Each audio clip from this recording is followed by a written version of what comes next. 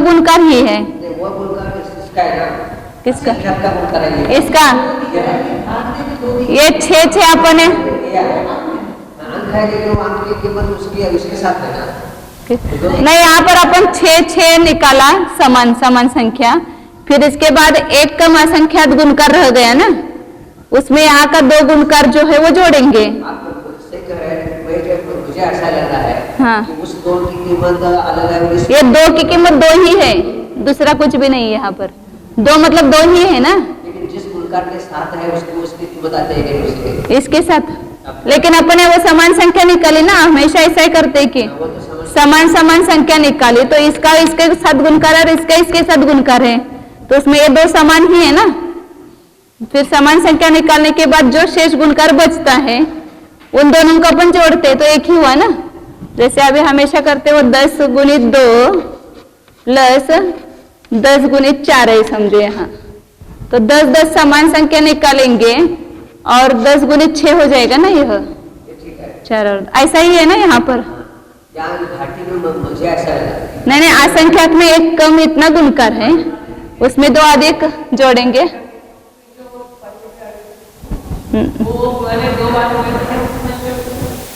नहीं, उस अभी आया ना समझ में। मुझे ध्यान में आ गया कि मेरा वो दूसरा कुछ विकल्प हुआ होगा। ये घाटे की कीमत उसके साथ एक कम है, उसमें एक जोड़ेंगे तो पूरा असंख्यात होगा और एक प्लस हो जाएगा। तो इतने ऊपर की गुणहानियां हैं और नीचे की गुणहानियां केवल आधा भाग प्रमाण, बहुभाग का आधा भाग प्रमाण है, तो कम थी। जैसे अंक संदृष्टि से अपन ने किया था ना कि कुल टोटल गुणहानियां 8 है, उसका क्या करना, 2 से भाग दिया, 4 से भाग दिया तो 2 1 भाग आया, शेष कितना बचा, 6 बचा, बहुभाग 1 भाग 2 हो गया और 6 बहुभाग हो गया, उसके 2 भाग करो तो कितना है, 3 आया। तो 3 नीचे की गुणहानि है और 3 और 2 जोड़ करके ऊपर की गुणहानियां हैं। ऊपर की 5 और नीचे की 3 मानी थी ना, तो बहुभाग का आधा भाग प्रमाण नीचे की गुणहानियां और बहुभाग का आधा और जो 1 भाग रखा है वो दोनों मिला करके ऊपर की गुणहानियां। इस प्रकार मतलब ऊपर की गुणहानियां अधिक है। तो अब यहाँ पर ये गुणहानियों का प्रमाण निकला।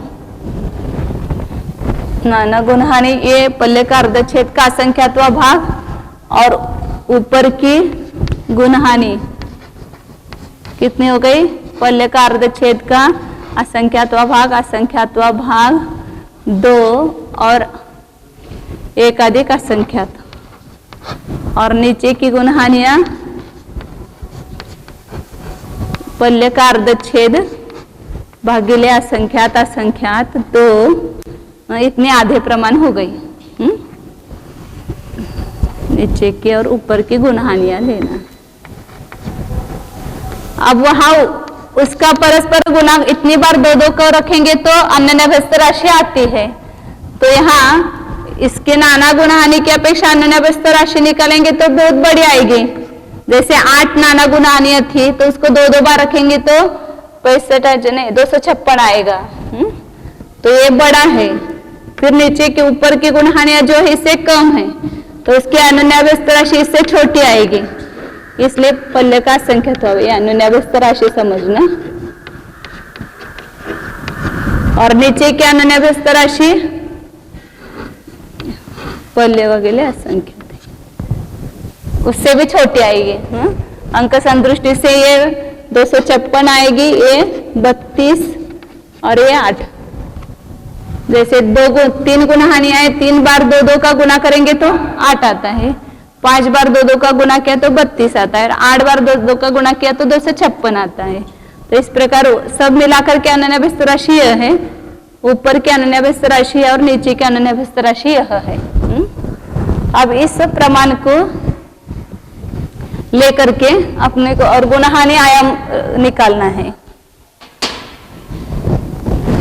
वापिस ये दोनों मिलाकर के इतनी गुणहानियां होती है, इन दोनों को मिलाएंगे तो इतनी आना चाहिए ना, तो उसका भी करके दिखाया है आचार्य ने। लेकिन छेद का एक अधिक असंख्यात प्लस अर्धछेद भागिले असंख्यात असंख्यात 2। यहाँ पर समान है तो क्या करेंगे, यहाँ कॉमन क्या निकलेगा, असंख्यात असंख्यात और 2। और इसमें एक अधिक असंख्यात है, इसमें इसका गुणकार मिलाएंगे। नहीं वो ऐसा नहीं, नहीं कुछ, हाँ ये दोनों में लिखना रह गया ना, इसमें तो हाँ इसमें बराबर आया और नीचे ये बहुभाग का लिखना रह गया। ये असंख्यात बहुभाग का आधा किया था ना, और ये बहुभाग का आधा किया और उसमें 2 मिल गया, इसलिए एक अधिक असंख्यात हो गया। अब यहाँ पर ये लिखना रह गया मेरा एक घाटी असंख्यात। तो इसमें ये समान संख्या निकाली अपन ने दोनों में, और यह एक अधिक असंख्यात है और यहाँ एक घाटी असंख्यात है, दोनों को मिलाएंगे तो क्या हो जाएगा, असंख्यात दुगुना हो जाएगा, 2 बार असंख्यात हो जाएगा ना, तो इसलिए असंख्यात गुना 2। तो ये दोनों निकल गए, फिर ये पहले का अर्धछेद का असंख्यात भाग रह गया। इतनी नाना गुणहानियां ऊपर की और नीचे की हमने जोड़ी दोनों गुणहानियां, तो सब गुणहानियां होनी चाहिए ना, तो इनको जोड़ने के लिए क्या क्या, एक अधिक असंख्यात है और एक कम असंख्यात है। जैसे अपन समझो कि 11 है और ये 9 है, तो 11 और 9 मिलाते तो 10 से दुगुना हो गए ना, ये असंख्यात से दुगुना हो गया, इसलिए असंख्यात गुना 2 किया। और ये दोनों चले गए, तो पहले का अर्धछेद का असंख्यात भाग नाना गुणहानियां आ गई।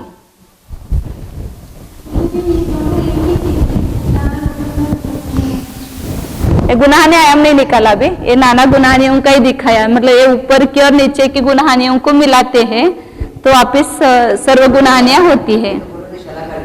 गुणहानि शलाका मतलब नाना गुणहानि कहो या गुणहानि शलाका कहो एक है। अभी गुणहानि आयाम नहीं निकाला। हाँ, गुणहानि आयाम कैसे निकालते हैं,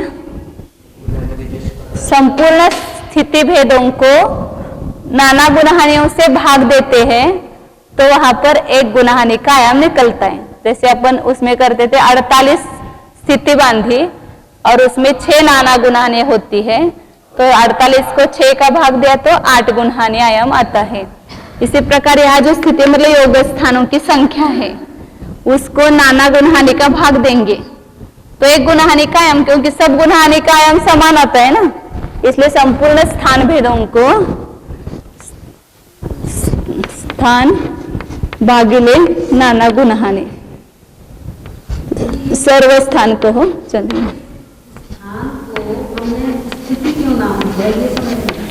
वो ऐसे लंबाई की अपेक्षा से रखेंगे ना, जैसे अभी वो अपन कर्म की स्थिति रखते हैं ना 48, उसी प्रकार स्थिति की जगह योग स्थान आ जाएंगे। हाँ हाँ, आयाम को हो गच्छ को हो सब आया ना उसमें, तो सर्व स्थान को नाना गुणहानि से भाग दिया तो गुणहानि आयाम आता है, एक गुणहानि की लंबाई।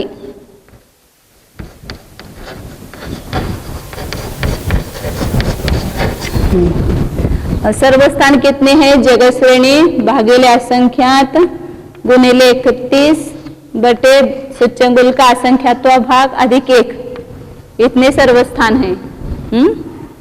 और इसको नाना गुणहानि कितने, पल्ले के अर्धछेद का असंख्यात्व भाग, इससे भाग दिया तो ये क्या हुआ, गुणहानि आयाम हुआ। इसकी छोटी संतुष्टि गु ही रखेंगे गुणहानि आयाम के लिए, अब ये बड़ा नहीं लिखेंगे पूरा। इतना अब अपने को योग मध्य का प्रमाण निकालना है।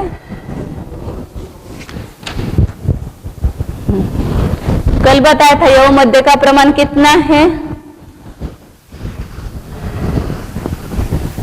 ये गुणहानि आयाम हुआ।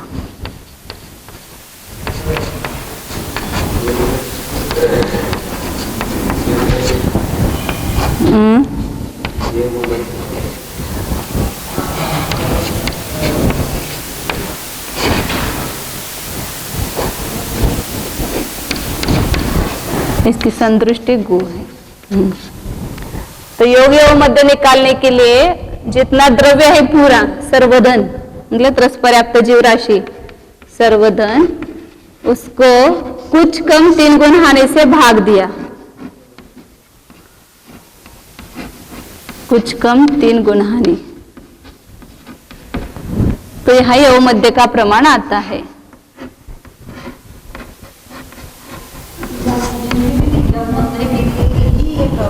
हाँ हाँ हाँ, और वो एक समझ में आया कि जीव यव मध्य जो है बहुत ऊपर आएगा और काल यव मध्य जो है वो काल की अपेक्षा जो यवा का रचना है उसका यव मध्य बहुत नीचे आएगा, क्योंकि अपन ने निकाला था ना कल, एक काल की अपेक्षा समझो, अब आकर बराबर नहीं आएगा समझने के लिए।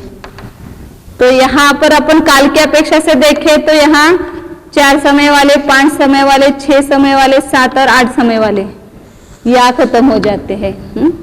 अब यहाँ पर 4 से 5 या 7 से 6 असंख्यात गुणे, 6 से 5 असंख्यात गुणे और उससे असंख्यात गुणे हैं। अंक संदृष्टि से अपन ने सबका जोड़ किया तो बहुत कम है, और इससे ऊपर के जो है वो 7 समय वाले असंख्यात गुणे, उससे 6 समय वाले, 4 समय वाले असंख्यात गुणे होते हुए इससे भी 4 के दोनों मिला करके भी 3 समय वाले जो है उससे भी असंख्यात गुणे हैं, और 2 समय वाले इससे भी असंख्यात गुणे हैं। और उसका अपन ने देखा था कि 2 जो है वो बहुभाग है। अपन वास्तव में निकालेंगे तो संपूर्ण योग स्थानों का बहुभाग 2 समय वाले योग स्थान है। ऐसा उल्टा निकला है, थोड़ा नीचे छोटा नीचे।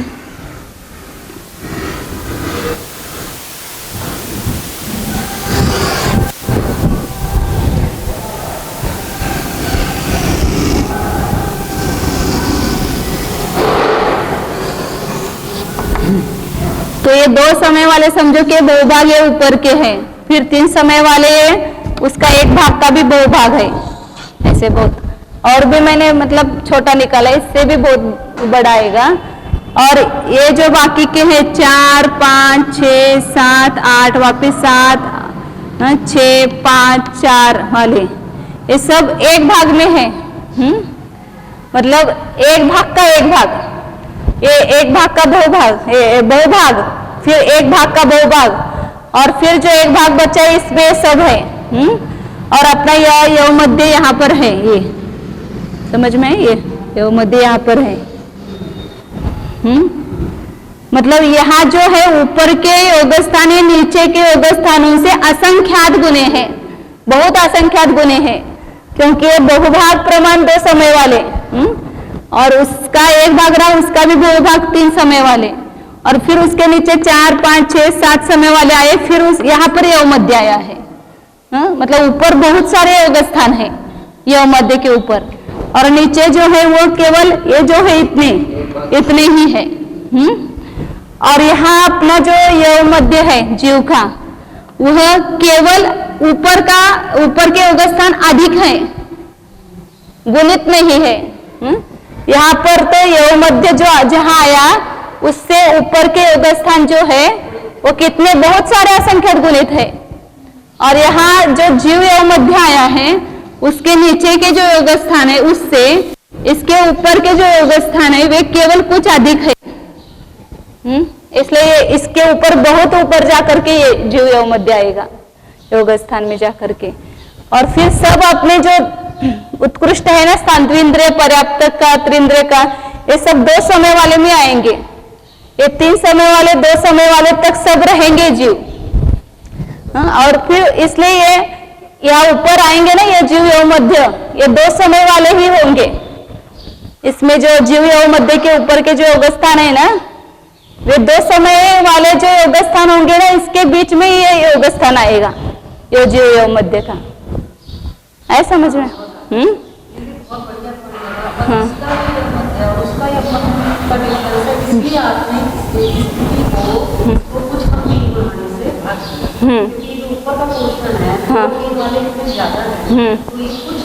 हाँ, मतलब ये जीव यव मध्य जो है वो 2 समय वाले योग स्थानों के बीच में आएगा।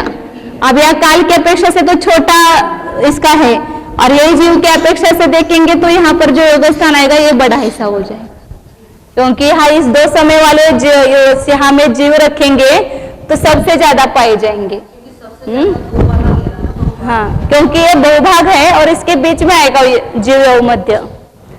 वह 2 समय वाला तो बहुभाग है, उसमें हाँ। जो एक भाग में 3 समय वाला बहुभाग है, हाँ, और जो एक भाग रहा उसमें मतलब यहाँ जीव योग मध्य का कारण क्या जानना कि नीचे के जो योग स्थान है उससे जीव योग मध्य के ऊपर के योग स्थान कुछ अधिक है, गुणित नहीं है। इसलिए जीव योग मध्य बहुत ऊपर आता है। और जब अपन संचित करने के लिए जब कहते हैं कि ज्यादा संचय करने के लिए, तो इस योग योग मध्य के ऊपर के योग स्थानों में वहां कहते हैं योग मध्य से ऊपर रहा तो कौन से योग मध्य से, ये जीव योग योग मध्य जो है काल की अपेक्षा उसके ऊपर रहता है, क्योंकि वो सब बाकी के और कारण बहुत सारे हैं। वो अंतर्मूर्त काल तक यहाँ रह सकता है, वहां नहीं रह सकता ये सब, क्योंकि वहां असंख्यात। और योग में अपन ने जो देखा मतलब तो अभी आगे भी आएगा शायद, 4 प्रकार की वृद्धि होती है, अनंत भाग वृद्धि और अनंत गुण वृद्धि नहीं होती है। प्रदेश को थोड़े बांटना है। अविवाह प्रतिच्छेदों को करते हैं ना वृद्धि, और 1 मिनट, वृद्धि किसमें करते हैं, अविवाह प्रतिच्छेदों में करते हैं ना, तो अविवाह प्रतिच्छेद भी यहाँ असंख्यात लोक प्रमाण है। असंख्यात लोक प्रमाण को अनंत का भाग कहाँ से देंगे? जीव के प्रदेश असंख्यात है, लेकिन उसके एक एक अविभाग जो प्रदेश है उसमें जो अविभाव प्रतिच्छेदों की संख्या है, और पूरे जीव में भी मिला करके अपने देखा पूरा योग स्थान को जोड़ करके वह असंख्यात लोक ही आता है। और असंख्यात संख्या को अनंत से भाग दे नहीं सकते हैं, और बढ़ता बढ़ता बढ़ता भी गया है तो अनंत गुना हुआ ही नहीं। जो योग स्थान के अविभाव प्रतिच्छेद